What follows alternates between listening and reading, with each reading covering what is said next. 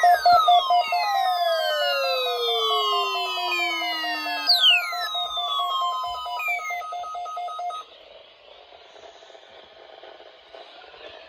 National Weather Service in Chanhassen, Minnesota has just activated the warning alarm on 13 weather radio stations across central and southern Minnesota and west central Wisconsin. During dangerous weather situations, especially though radios are automatically activated to warn for hazards. These radios are normally conducted by the Weather Service office in Chanhassen every Wednesday at 1 p.m. If severe weather is met with the period near normal test time, the test will be postponed until the next good weather day.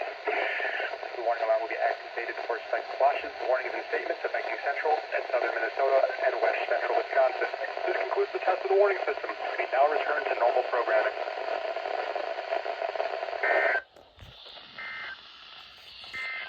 Now the forecast for the Red Wing. Okay, that's going to be the last weekly test I'm getting. Due to school starting